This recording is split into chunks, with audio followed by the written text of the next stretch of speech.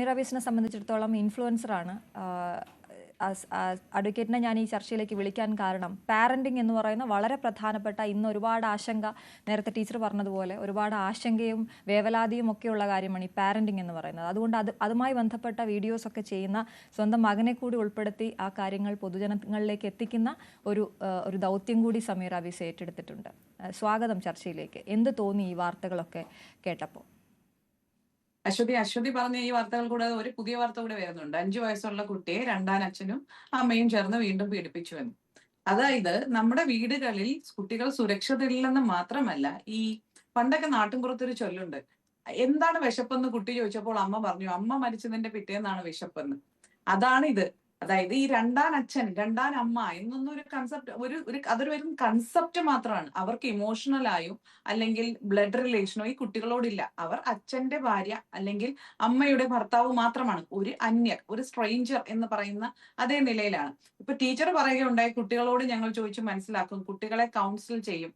കുട്ടികളല്ല council ചെയ്യപ്പെടേണ്ടതെന്നാണ് എന്റെ വ്യക്തിപരമായും അല്ലെങ്കിൽ ഞാൻ കണ്ട കാര്യങ്ങളിൽ നിന്ന് മനസ്സിലാവേണ്ടത്.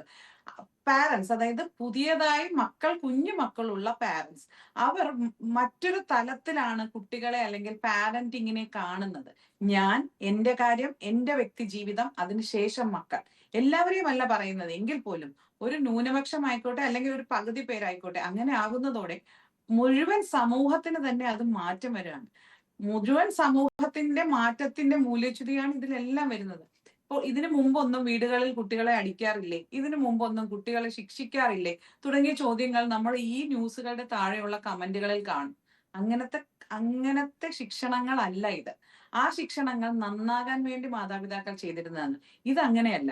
ഈ പറയുന്ന സോകോൾഡ് പാരന്റ്സ്, ഇവരെ പാരന്റ്സ് എന്ന് തന്നെ വിളിക്കാൻ പറ്റില്ല. ഇവര് ജന്മം കൊടുത്തു എന്ന് മാത്രമേ ഉള്ളൂ. അവരുടെ ഫ്രസ്ട്രേഷൻ അല്ലെങ്കിൽ അവർക്ക് ആരോടോ ഉള്ള ദേഷ്യം ഒക്കെ തീർക്കുന്നത് കുഞ്ഞുങ്ങളുടെ പുറത്താണ്. ആ പൊന്നു മോൾ അങ്ങനെ എഴുതി വെച്ചില്ലായിരുന്നെങ്കിൽ, ആ ആയ അത് ശ്രദ്ധിച്ചില്ലായിരുന്നെങ്കിൽ, നമ്മൾ ഒരുപാട് കേൾക്കുന്ന കുട്ടി ആത്മഹത്യ ചെയ്തു എന്നൊരു വാർത്തയിലേക്ക് ആ കുഞ്ഞ് ഒതുങ്ങി പോകില്ലായിരുന്നു. നമുക്കതിനെ രക്ഷിക്കാൻ പറ്റിയത് ആ കുട്ടി അത് പുറത്ത് പറഞ്ഞതുകൊണ്ട്. ആ മോള് അത് വെളിയിൽ കൊണ്ടുവരാൻ ആ അധ്യാപകരും അവളുടെ ചുറ്റും ഉണ്ടായിരുന്ന ആ സമൂഹം സഹായിച്ചത് കൊണ്ടുമാണ്. അങ്ങനെ അല്ലാത്ത എത്രയോ കുഞ്ഞുങ്ങൾ നമ്മുടെ ചുറ്റുമുണ്ട്. അവരെ പറ്റി ചർച്ച ചെയ്യേണ്ടത് ഇന്നത്തെ കേരള സമൂഹത്തിൽ വളരെ പ്രധാനപ്പെട്ട ഒരു കാര്യമാണ്. ചർച്ചയാവുന്നുണ്ടോ, എത്രമാത്രം ചർച്ചയാവുന്നുണ്ടെന്ന് എനിക്ക് സംശയമാണ്.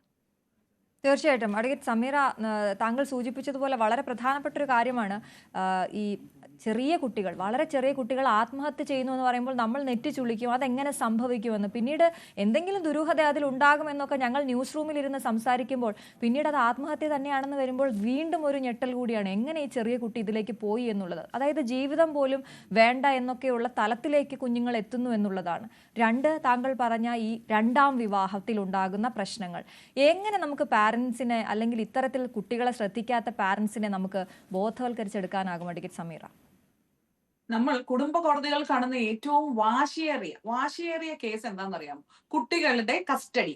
എനിക്ക് വേണം എന്നുള്ള കസ്റ്റഡിയിൽ ഉണ്ടാവുന്ന 5 ദിവസത്തേക്ക് എന്റെ കൂടെ വിടൂ എന്ന് പറഞ്ഞു കൊടുക്കുന്ന ഹർജികൾ, ആ ഹർജികളുടെ പേരിൽ അവിടെ ഉണ്ടാകുന്ന ആ കോടതി മുറികളിൽ ഉണ്ടാകുന്ന, കോടതി വരാന്തകളിൽ കാണുന്ന ഡ്രാമ, ഇതെല്ലാം ഞങ്ങൾ വിറ്റ്നസ് ചെയ്യുന്നുണ്ട്. പക്ഷേ ഈ 5 ദിവസത്തേക്കോ 2 ദിവസത്തേക്കോ അല്ലെങ്കിൽ വാശിയും വൈരാഗ്യവും വെച്ച് വാദിച്ച് ജയിച്ചു കൊണ്ടുവന്ന കുട്ടിയെ എത്രമാത്രം ഇവർ കെയർ ചെയ്യുന്നുണ്ട്? ഒരു കുട്ടിക്ക് ഏറ്റവും വേണ്ടത് സ്നേഹം, കെയർ, പ്രൊട്ടക്ഷൻ, ഇതൊക്കെയാണ്.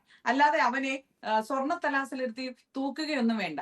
അവന് വേണ്ടത് അവനെ കേൾക്കാൻ ഒരാൾ, അവനെ സ്നേഹം പകരാൻ, അവനോടൊപ്പം നിൽക്കും എന്ന് കാണിക്കാൻ മാതാപിതാക്കൾ തയ്യാറാവുക എന്നതാണ്. ഇപ്പോൾ അശ്വതി പറഞ്ഞില്ലേ, നമുക്ക് തോന്നും, അയ്യോ ഈ കൊച്ചു പിള്ളേരൊക്കെ എങ്ങനെ ആത്മഹത്യ ചെയ്യുന്നു. നമ്മൾ ഇപ്പോൾ ഒരു കാര്യം ശ്രദ്ധിച്ചാൽ അറിയാം, ഈ പറഞ്ഞ എല്ലാ ന്യൂസിലും ഒരു ലോവർ മിഡിൽ ക്ലാസ് ആൾക്കാരുടെ കഥകളാണ് ഇതെല്ലാം. അപ്പർ മിഡിൽ ക്ലാസ്സിലും ഒക്കെ ഇത് വരുന്നുണ്ട്. ആ ന്യൂസുകൾ ജസ്റ്റ് ഒന്ന് പുറത്തു വരും, അപ്പോൾ തന്നെ തിരിച്ചു കയറി പോവുകയും ചെയ്യും. കുറച്ചു നാൾ മുമ്പാണ് കൊച്ചിയിൽ 2 സംഭവങ്ങൾ ഉണ്ടായത്. ഫ്ളാറ്റിന്റെ മുകളിൽ നിന്ന് 2 കുഞ്ഞുങ്ങൾ ചാടി ആത്മഹത്യ ചെയ്തത്. ആദ്യം അതൊക്കെ വലിയ കോലാഹലങ്ങളായിരുന്നു. പക്ഷെ പതുക്കെ അത് കെട്ടടങ്ങി പോകുന്നതിന് തൊട്ട് മുമ്പ് അതിൽ അവരും ഇതുപോലെ രണ്ടാനച്ഛനും രണ്ടാനമ്മയും ഒക്കെ ഉണ്ട്. ഒരു സൈഡിൽ നിന്നൊരു ന്യൂസ് വരുന്നു, ഈ കുട്ടി അമ്മ അല്ലെങ്കിൽ അച്ഛൻ തല്ലുമായിരുന്നു, വഴക്ക് പറയായിരുന്നു, പീഡിപ്പിക്കുമായിരുന്നു. അപ്പൊ ഇവിടെ പ്രശ്നം പാരന്റിങ് തന്നെയാണ്.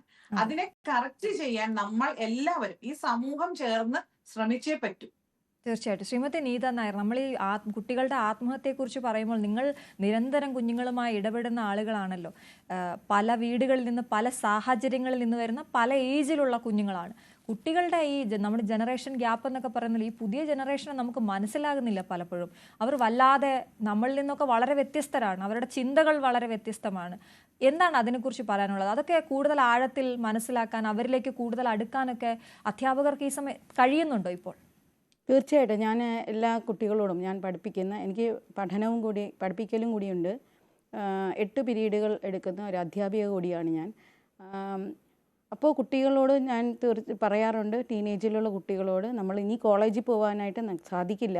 അവരുപയോഗിക്കുന്ന വാക്കുകൾ, അവരുടെ ഫാഷൻ ട്രെൻഡ്സ്, അവരുടെ മാനസിക വ്യാപാരങ്ങൾ, ഇതെല്ലാം നമ്മൾ മനസ്സിലാക്കാൻ വേണ്ടി കുട്ടികളോട് അടുത്ത് ഇടപഴകിയാൽ മാത്രമേ സാധിക്കുകയുള്ളൂ. അഡ്വക്കേറ്റ് പറഞ്ഞതുപോലെ തന്നെ എല്ലാ അധ്യാപകരും എല്ലാ സംവിധാനങ്ങളും എല്ലായിടത്തും ഒരുപോലെ ആയിരിക്കില്ല. നമ്മൾ ആദ്യഘട്ടം എന്ന നിലയിലാണ് ഈ കുട്ടികൾക്കെല്ലാം കൗൺസിലിംഗ് കൊടുക്കാറ്. പേരൻ്റൽ കൗൺസിലിംഗ് 2ാം ഘട്ടമാണ്. പക്ഷെ പലപ്പോഴും പേരൻസ് അതിന് വില്ലിങ് അല്ല. പേരൻറ്റിങ് എന്ന് പറയുന്നത് നമുക്ക് എവിടെയും പഠിച്ചുകൊണ്ട് വരാൻ പറ്റുന്ന ഒന്നല്ല. അതിനെ കുറിച്ചുള്ള ആർട്ടിക്കിൾസ് വായിക്കുന്ന വളരെ ഒരു ചെറിയ ശതമാനം മാത്രമേ നമ്മുടെ സമൂഹത്തുള്ളൂ. നമ്മുടെ സമൂഹത്തിലെ മാനസികാരോഗ്യം തകരുന്നു എന്നുള്ളതിൻ്റെ ഉത്തമ ഉദാഹരണമാണ് കുട്ടികൾ അനുഭവിക്കുന്ന പീഡന കഥകൾ. അതിനു വേണ്ടി നമുക്കൊരു സോഷ്യൽ ഒരു സെറ്റപ്പ് തന്നെ ഉണ്ടാകണം.